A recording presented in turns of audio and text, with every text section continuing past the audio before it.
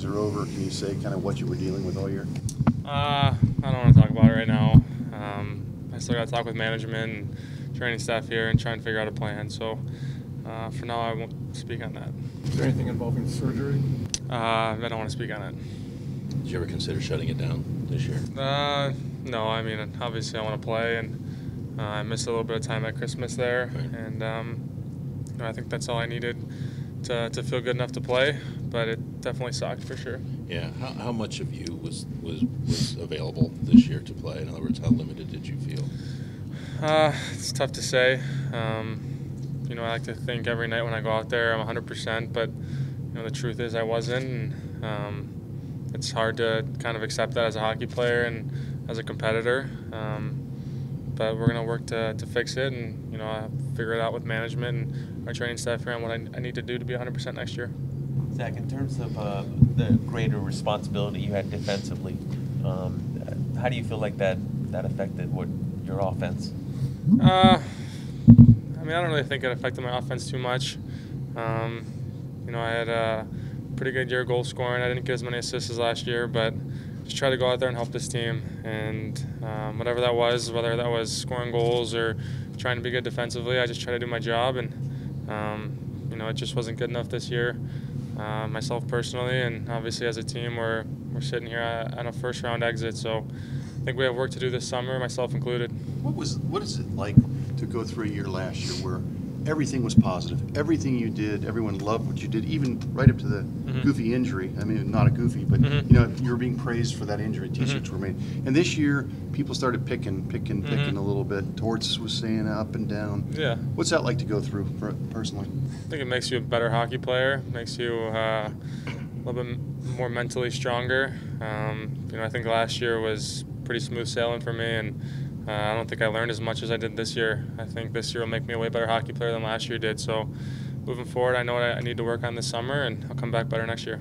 Zach, what do you anticipate your summer is going to look like? Couldn't tell you. We lost last night, so I haven't even thought about it. I didn't think summer would be starting this soon. See, I think people stepped away from last season, people on the team, after 50 wins, 108 points. Even though you lost in the first round of Pittsburgh, there seemed to be a sense of accomplishment.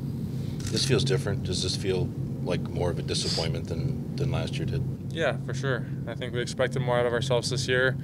Go up 2-0 on the road, coming back home, we don't get a win, and I think we just had higher expectations, and we should. We're a good hockey team, and we fell short of our goals this year. At the end of the day, if you're not holding the Stanley Cup, I think all hockey players would say it's kind of a failed season. So this one definitely stings. You got here last year. Jack Johnson and Brandon Dubinsky were such huge parts of this team, and every team evolves as it goes along. How odd was it this year to have those guys not be significant parts? Jack not playing, Doobie in a limited role. Yeah, I think they do way more than just playing hockey in the locker room and kind of just that leadership presence they bring. I think it does more for a team than the outside world can see. So those guys are a huge part of our run here. Every day in the locker room, just the positivity they bring and the energy they bring. It's obviously those guys want to be playing and playing more, but it's out of their control. It's just the guys they are in the locker room. It's fantastic for this hockey club.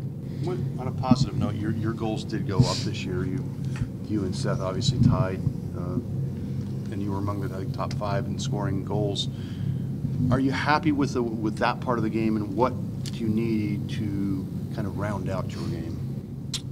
Yeah, it's always nice when you can score goals and get on the score sheet, but I think this year I was kind of put in situations to play against the top line a little bit more, and I talk with Coach Shaw a lot, and I think this year, in terms of playing through an injury, playing against other teams' top lines, pretty much the whole game, I think this year will make me a better hockey player, like I said, than last year, just because I went through ups and downs. I struggled at times. I didn't play great, and I battled through an injury. So I think this year will be a huge impact on me, and I think this summer I know what I need to work on defensively, offensively, in order to make me a better hockey player. You said you learned a lot from this season. What was the number one lesson you took away? I don't know. There's so many throughout a season.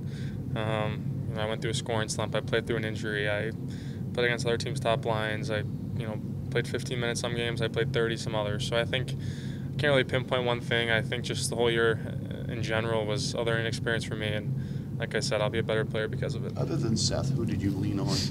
Maybe going through these times. I think you said you had a personal coach that helped you a little bit. Any of it besides those two? Not really. I kind of keep hockey at the rink. When I leave the rink, I don't like to talk about it too much. Kind of just forget about it. So our whole team, our leadership, Fliggy, Jonesy, all our defensemen, Savvy, Jack, they're such great guys to talk to and kind of lean on and pick their brain. When Vanek got here, I was pretty close with him and talked to him a bit about his experiences. Obviously, he's a forward, so it's a little bit different, but it's just nice to talk to guys because everyone's gone through similar experiences as me. So we talked early in the season about you wanting slap shots, one-timers, those sort of things. Did the injury prevent you from taking those shots because there weren't a ton of one-timers and such the rest of the way? A little bit. Yeah. It's tough to get them off, so something I worked on a lot over the summer and Right. couldn't really show too much this year. So, like I said, I'm trying to fix that injury and hopefully I can show it more next year. Was that something that was obviously lingering from last year, or was it more something that happened this year? Happened this year, yeah. Happened this year. Can you say how deep into the season it was? It seemed like a long time. I think it was like game 14 or something like that. Boston at home, whatever that was, early in the year. So One of the guys that they're going to have to make a decision on will be Cole. What did you see in him? What did he bring to your defensive core, and what did he bring to your locker room? I think he just calmed everyone down when he got here, especially our defensemen. I think before he got here and before the trade deadline, guys were trying to do too much, myself included. We weren't just sticking to our roles and what makes us good hockey players. I think we were kind of scrambling. That's when our team was kind of struggling. And when he got here, him and Vanek, they kind of brought that calming presence that allowed me and Jonesy to kind of get back to playing our roles. Him and Savvy were that shutdown pair that we were kind of looking for this year and kind of needed, and they did a great job of it. And obviously his his playoff experience and just his experience in general, it's huge for a locker room. Just listening to him speak in between periods or after losses, it's nice having a guy like that on your team. So what steps did you see Seth take in his game this year?